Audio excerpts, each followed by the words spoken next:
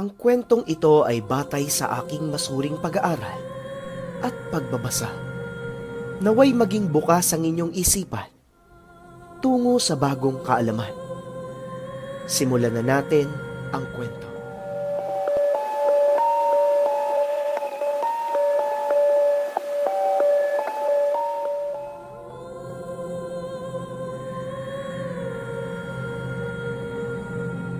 Bago tayo magsimula mga kaninuno, make sure na pakinggan nyo muna yung content ko about sa senyales kapag ikay kinukulang. Ilalagay ko yung link sa baba. Kung kumpirmado na nararanasan nyo ang karamihan sa mga nasabi, malaki ang posibilidad na ikay kinukulang. Isang malaking paalala para sa ating lahat.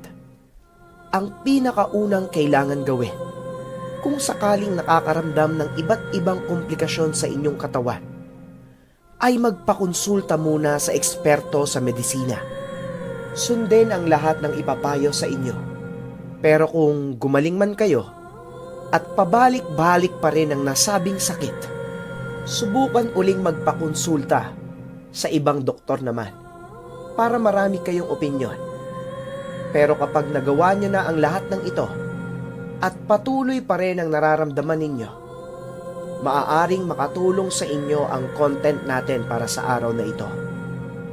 Pero paminsan pa nga mga kaninuno, kahit ibang mga doktor ay sinasabing pumunta na kayo sa mga manggagamot pang-espiritual. At kahit ibang doktor pa nga, ay nagpapakonsulta din sila. Anyways, simulan na natin mga kaninuno. Mabisang pangontra sa mangkukulam at barang. Ang una, lumapit sa albularyo. Siyempre mga kaninuno, wala nang mas pinaka-epektibo sa paglapit sa dalubhasa sa ganitong klaseng usapin. Sila kasi ang mas nakakaalam niyan. Kaya naman kabisado na nila ang mga dapat gawin sa inyo, kesa nanguhula pa tayo ng kung ano-anong mga bagay. Kasi baka mas lalong lumala yung pakiramdam ninyo. Kaya number 1 tip, magpakonsulta sa albularyo. Ang kasunod, huwag magpanik. Tandaan mga kaninuno, sa oras na gumulo ang inyong isipan, dito na kayo mas lalong maaapektuhan ng mga nasabing sumpa. Hindi kayo makakaisip ng mabisa at tamang paraan para agarang malunasan ang inyong nararamdaman. Huwag mag-isip ng kung ano-anong mga malulubhang sakit. Laging tandaan, gagaling kayo. Kailangan lang maniwala at humanap ng tamang solusyon. Nga pala mga kaninuno, sa oras na matamaan kayo ng itim na mahika, ang unang naaapektuhan nito ay ang ating mga organs. Lalong-lalo na yung mga organs na ginagamit natin para makaihi at makadumi. Lubusan nitong papahinain ang katawan ng biktima sa iba't ibang paraan. Maaaring lumaki ang tiyan ninyo, o di kaya naman manghina talaga kayo ng lubusan. Kaya kalimitan din mga kaninuno, kapag mahina na yung biktima, hindi na muna pinapakain ng kanin o pinapainom ng gatas. Dahil hindi din naman tatanggapin ng katawan ng biktima yung mga pagkain na binibigay ninyo.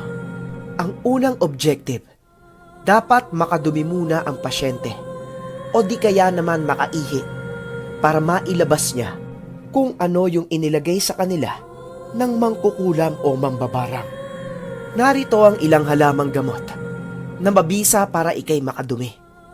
Pero tandaan mga kaninuno, para sa mga nagsasabi sa Gmail ko na nagpakonsulta na sila sa albularyo pero wala pa din. Minsan kasi, kulang ang mabibisang halamang gamot sa orasyon kaya hindi ito tumatalab. Or minsan, hindi naman naniniwala yung taong iinom nito. Bago pa man kayo uminom ng mga nasabing halamang gamot, dasalan nyo na lang muna ito. Hindi kailangan na matinding orasyon. Ang kailangan dito ay matinding paniniwala sa ating amang may likha. Simpleng dasal lang mga kaninuno. Naway gamitin ang halamang gamot na ito bilang instrumento para ako'y pagalingin. Dinggin niyo po ang aking panalangin para sa ikabubuti ng aking pakiramdam. Ganong kasimple lang mga kaninuno, pero dapat dasalin niyo iyon ng buong puso at buong paniniwala. Mas maigi din mga kaninuno na humingi muna kayo ng kapatawaran bago ninyo basbasan ang mga nasabing halamang gamot. Ang unang halamang gamot, saluyot. Kumuha ng saluyot, chap-chapin ito, pinuhing maigi, pakuluan sa kumukulong tubig, at antayin lumabas ang dagta nito. Inumin ito ng 3 beses sa isang araw. 2 hanggang 3 araw ang gamutan. Mabisa ang saluyot para mailabas natin ang mga dumi sa ating katawan. Ang kasunod, pansit-pansitan at pandan. Pagaluin ito at pakuluan. Magandang gamitin ito para sa mga bata dahil hindi mapait ang lasa nito. Mabisang pangontra din ito sa UTI. Kapag nakainom ka nito, asahan na mailalabas mo ang iyong ihi. 3 times a day, 2 to 3 days ang gamutan nito mga kanuno. Ang kasunod, aloe vera. Malamang mga kaninuno, alam na natin kung ano ang aloe vera. Mabisa ito para makadumi ang isang tao. Balatan lamang ang isang tangkay nito at pakuluan. Ilumin 3 times a day, 2 to 3 days ang gamutan. Ang kasunod naman mga kaninuno, luya. Pero yung orange na kulay mga kaninuno hindi yung basta-basta na nabibili ninyo sa palengke. Dilaw na luya yun Dapat yung kulay orange. Balatan ito at i-blender. Inumin 3 times a day, 2 to 3 days ang gamutan. Ang kasunod niyan, syempre hindi mawawala mga kaninuno, ang makabuhay. Yun nga lang, napakapait nito mga kaninuno. Pero kailangan yung tiisin para gumaling kayo.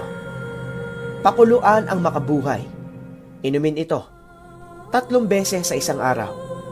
Mas mabilis nga lang ang epekto ng makabuhay mga kaninuno. Expect mo, kinabukasan makakadumi ka na. Paalala sa lahat mga kaninuno, sa oras na simulan ninyong uminom ng mga halamang gamot, huwag naman yung garapal sa pag-inom. Yung tipong 1.5 iinumin nyo ng isang lagukan. Hindi usapin ng quantity mga kaninuno. Usapin ito ng quality and consistency na pag-inom sa tamang oras. Meron din kasi tayong tinatawag na overdose. Mamaya, imbis na gumaling kayo, mas lalo pang lumala ang mga sakit ninyo. Ang kasunod na tips naman mga kaninuno ay orasyon at langis. Magdasal kayo ng isang Ama Namin, isang Aba Ginoo Maria, at isang Sumasampalataya Ako. Pagkatapos nun, banggitin itong 3 orasyon ng 7 ulit. Makikita ninyo sa screen mga kaninuno. 7 ulit niyong sasabihin niya. Ang kasunod, 3 beses nyo naman sasabihin ito. Yang nasa screen. Tapos nun, iihip ng 3 beses sa inyong katawan. Ang kasunod naman mga kaninuno, gagawa tayo ng langis. Ang suggestion ko sana, meron kayong altar na pwede natin paglagyan nito. Kasi medyo madami itong langis na gagawin natin. Sa tuwing meron kayong nararamdaman, pwede nyo siyang gamitin.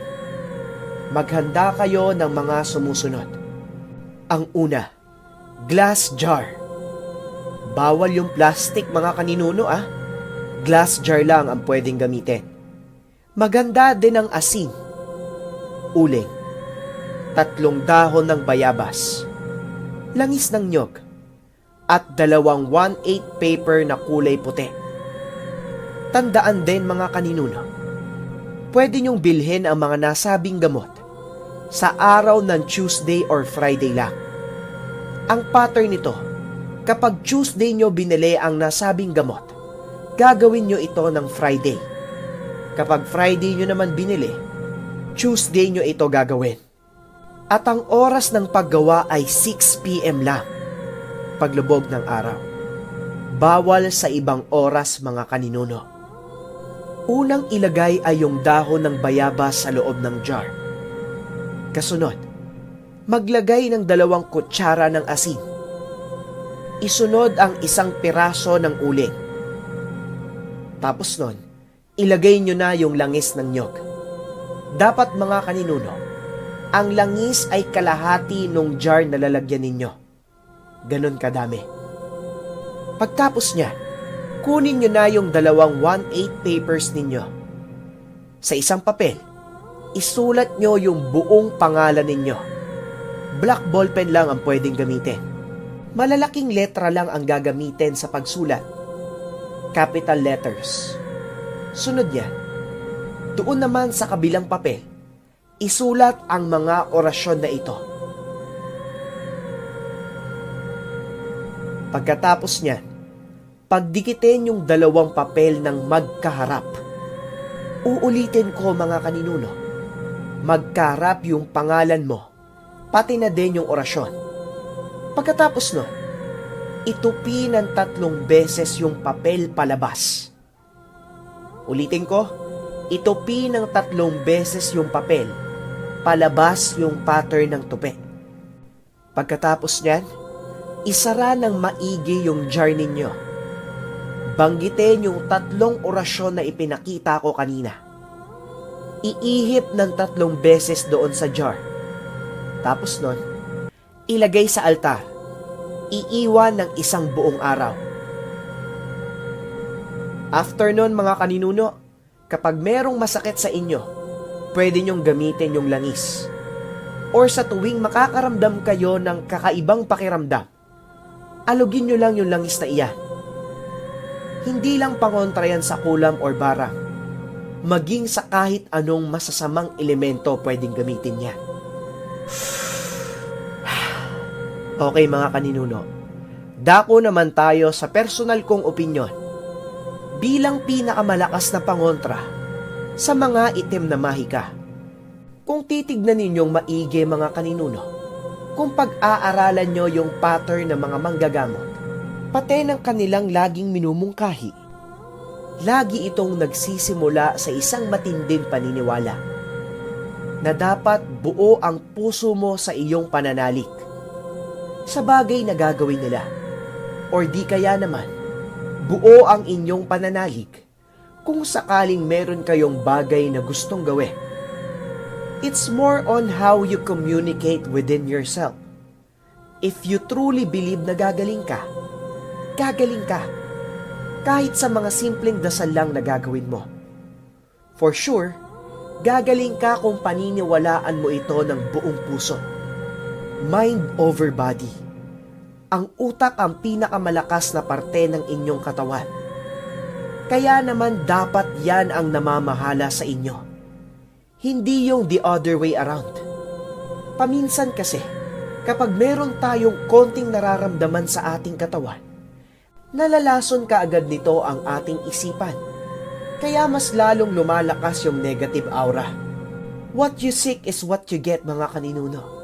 Para naman sa mga bayani nating OFW na nagme-message sa akin tungkol sa mga hindi maipaliwanag na nararamdaman nila. Mga kaninuno, siguraduhin nyo muna na hindi kayo nakaka-experience ng mga kalungkutan or pagkamis sa inyong mga pamilya or kahit kay ninong mahal nyo sa buhay. Alam kong pagod ang inyong buong katawan. Kung sasabayan pa yan ng stress at pangungulila, for sure magkakasakit talaga kayo. At syempre, dadagdag na naman yan sa isipan ninyo na baka ganito, baka ganyan. Make sure palagi, mga kaninuno, wala kayong mabigat na pinagdadaanan. Kasi kalimitan, diyan lahat nagmumula ang sakit. Sa matinding depression at pag-iisip. Or di kaya naman, Kapag meron kayong mga bagay na nangyari sa inyo nung nakaraan na hindi nyo pa rin malimot hanggang sa ngayon, kaya din kayo minsan nananaginip ng iba't ibang mga itim na imahe. Reflection yon ng mga masasamang naranasan mo nung nakaraan. Nagkakaroon lang tayo minsan ng misinterpretation sa ating pag-iisip na baka kinukulam tayo or binabarak. Kaya ang pinakamabisa niyong gawin, ayusin ang inyong pag-iisip. Palakasin ang inyong pananalig. Saka kung sakali namang magkaroon kayo ng sakit, it's part of being alive. Normal na nagkakasakit ang mga tao. Isang patunay yan na buhay tayo eh. Huwag mo lang i-resist kasi mawawala din naman yan eh. The more you will resist, it will persist. The more mong lalabanan, the more na mag-i-stay yan kasi paulit-ulit mong iniisip sa iyong utak. Saka isa pa mga kaninuno, maging mabuti ka lang talaga sa kapwa mo. Siguraduhin mong wala kang niyayabangan o tinatapakan na ibang tao. Kasi hindi din naman kakapit sa iyo ang itim na sumpa kung meron kang busilak na puso't damdamin. Stay positive, though may negatives man. Ang magbibigay kasi ng kahulugan sa araw-araw ng buhay mo ay ikaw mismo. Hindi nagkakaroon ng meaning ang isang bagay kung hindi mo ito bibigyan ng meaning. Kaya meron kang choice. Piliin mo kung anong gusto mong meaning sa mga nangyayari sa iyo sa isang araw. Sabi nga sa mga famous na kasabihan, if you don't have enemy inside, the enemy outside can do you no harm. Yun lamang mga kaninuno. Naway marami kayong natutunan sa content natin sa araw na ito. Dako naman tayo sa shoutout mga kaninuno. Shoutout kay Copina Princess, Mark Sumampong, Joyce Ann Dangulan, Karumi Tokisaki, at Edward Orial. Para sa video na ito mga kaninuno, wala muna akong itatanong. Pero para sa lahat ng gustong maisama sa panalangin ko, ngayong mahal na araw, i-comment lang ang inyong buong pangalan or i-follow ako sa ating Instagram para ma-message ninyo kung ano ang gusto nyong ipanalangin. Ang _ninuno ang Instagram ko. Yun lamang. Maraming salamat. Lagi lamang natin tandaan mga kaninuno, ang masyadong paniniwala sa supernatural ay ginagawa tayong ignorante. Ngunit ang masyadong pagdepende sa siyensya at lohika ay ginagawa tayong arugante. Salamat. Bye.